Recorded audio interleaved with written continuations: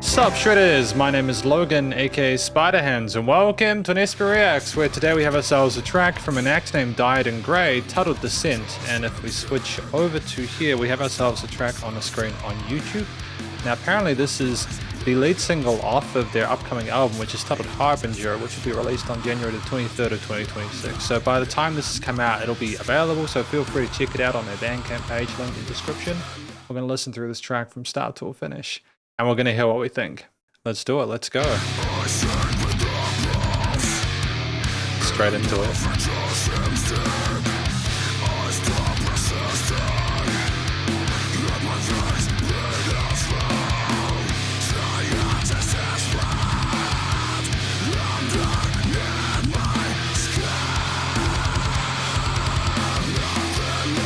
I love the chaos of the guitar parts.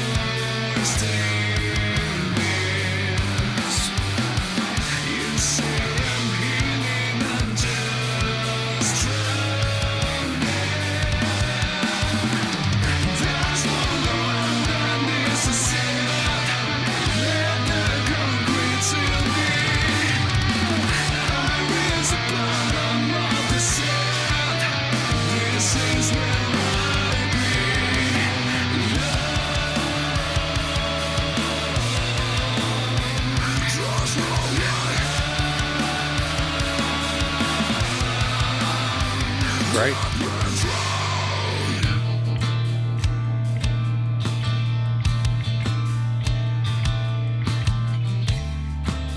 Phenomenal change of pace.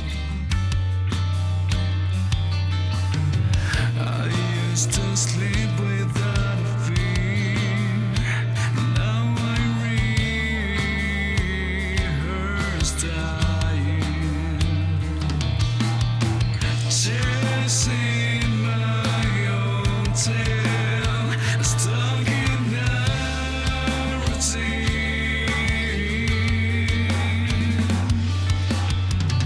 sinking to gray, breathing real slow, fade away.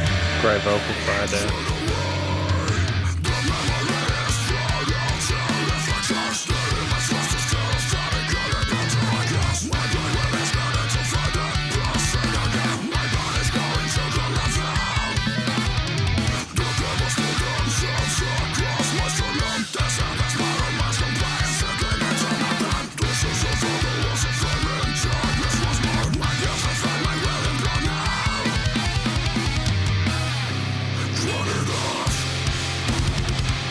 Back to that motif, man.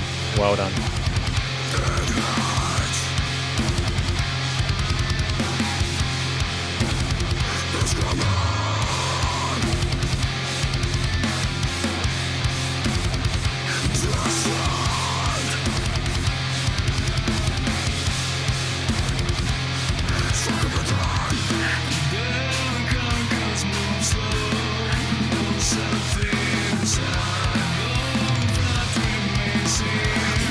The drums though.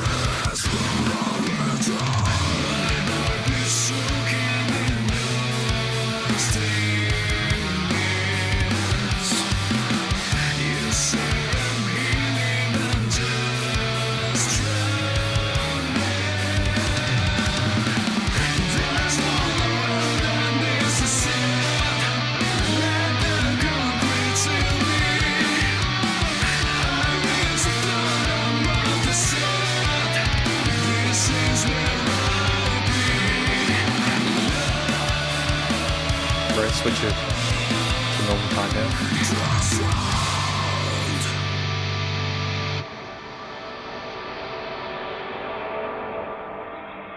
The oscillation there is intriguing.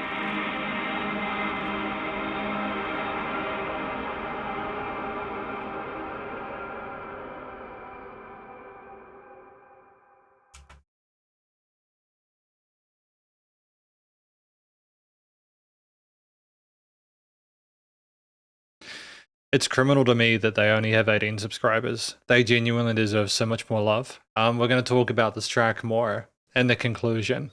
Because welcome to the conclusion of my review of this track from an act named Dyed in Grey, titled Descent off of the Harbinger album. In this section, we're going to be providing an overall song analysis from vocals through to production, as well as any applicable constructive critique, and then finally my general thoughts on it from a listener's perspective. But first of all, what do we think this track is about?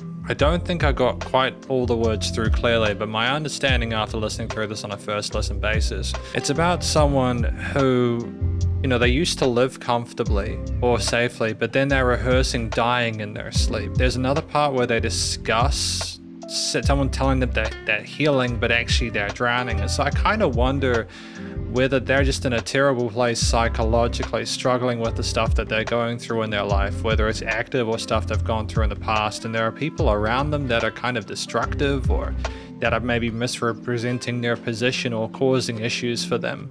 There's more to it. I didn't get all the words through clearly. I think part of it is, and this is not, by the way, this is not a critique on my part, because the vocal technique was exquisite, especially with the vocal thrash parts. I just don't think I got all the words through clearly on the growl parts, and I think it's something where, like, it's just because of the texture, the timbre of the vocal style. If I had a second time through it, I'd probably get a lot more context through, but on a first listen perspective, I'm kind of absorbing everything at once. We had a variety of different vocal styles here, and when we consider the subject matter that we've discussed before, I think the work of the cleaner vocals sounding as kind of vulnerable as they did with a beauty that is a complete contrast to a lot of the more chaotic elements within the composition. But that to be contrasted by the visceral vocal fry, the growls there, is tremendous. I think that kind of A-B duality there for the vocal performance perspective we were really comfortable on a head chest voice. And oftentimes, you know, you'll get musicians either do one or the other, but for a singer to be able to do both, or for a band to be able to have both involved in their style in a way where one is not weaker than the other, is testament to their proficiency and their capability as musicians. I like that we had those different angles there. I think that it kind of, when we were doing the cleaner vocals, it kind of more represented maybe the softer sides of us kind of working things out, and the harsher vocal styles are more when we're just kind of frustrated and calling out and just really upset.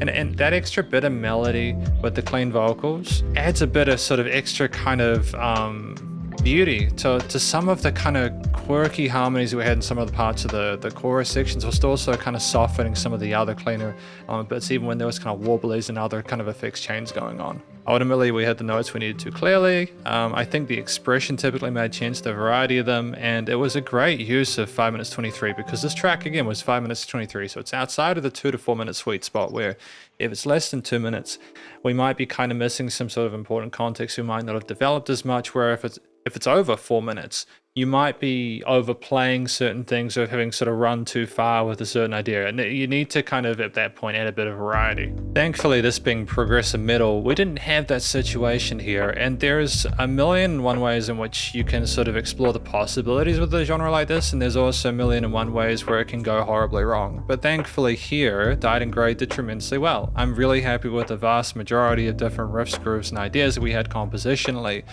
They typically sounded like they made sense. with both how we were vocalizing as well as what we were talking about.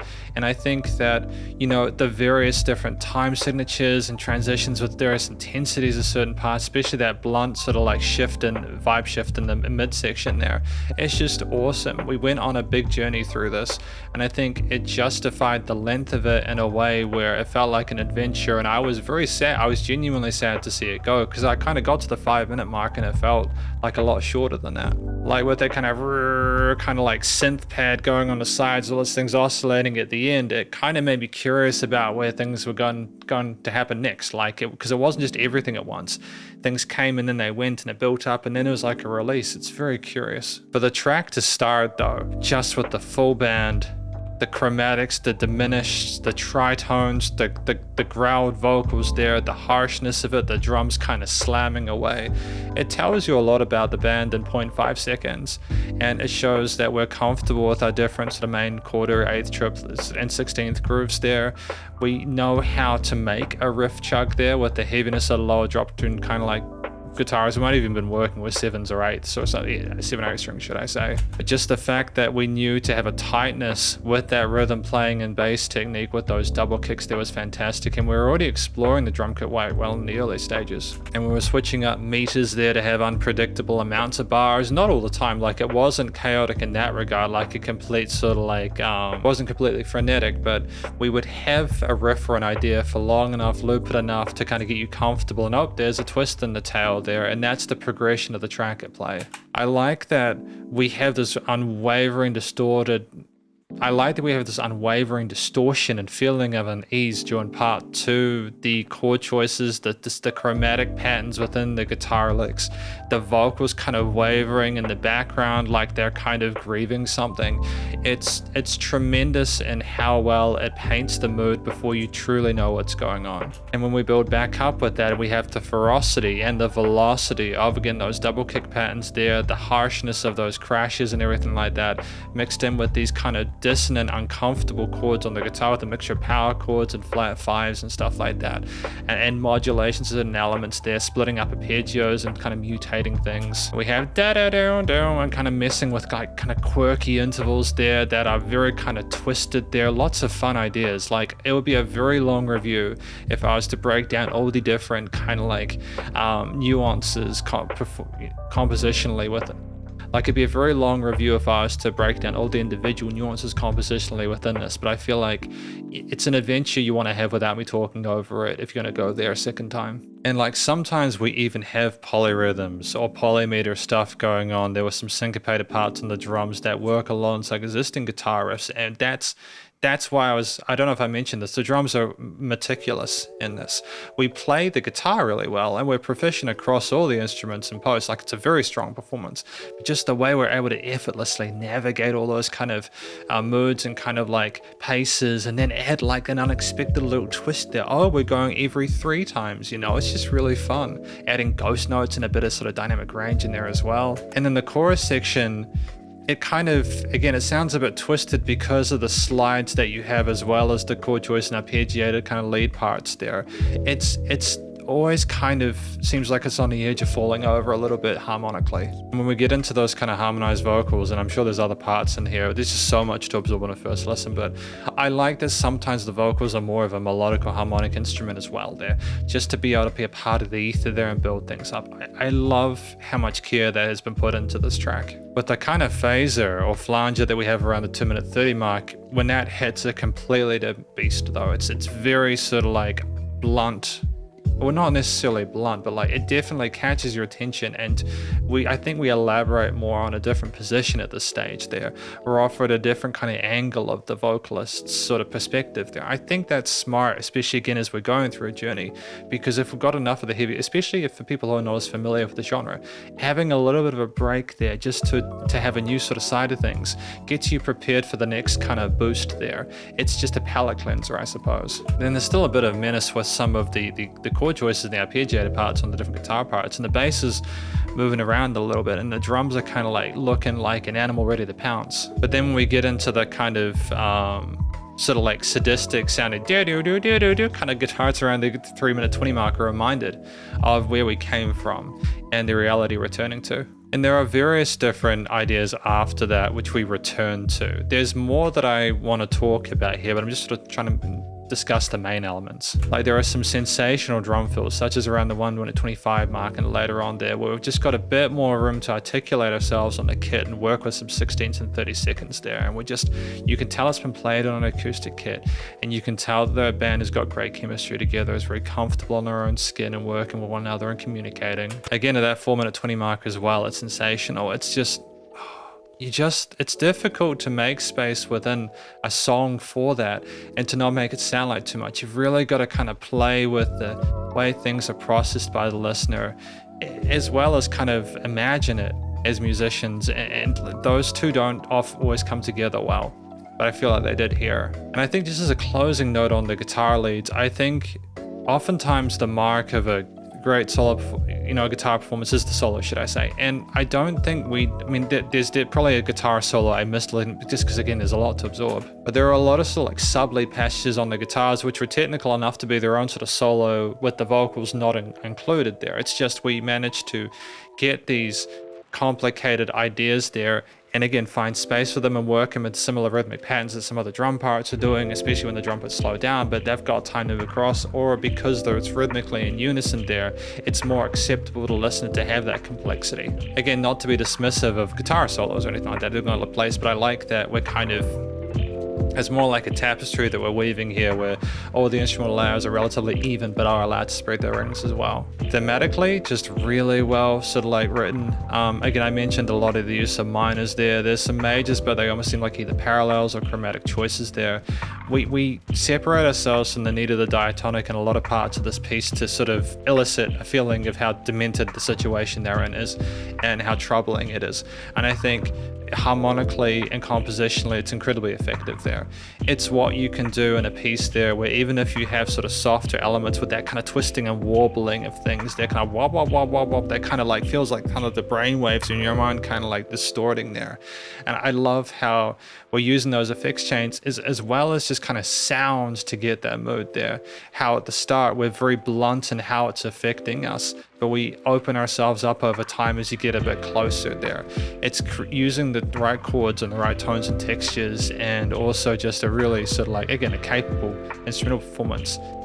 You've basically got the boxes ticked, and I know it sounds like I'm glazing. This is just very, very good.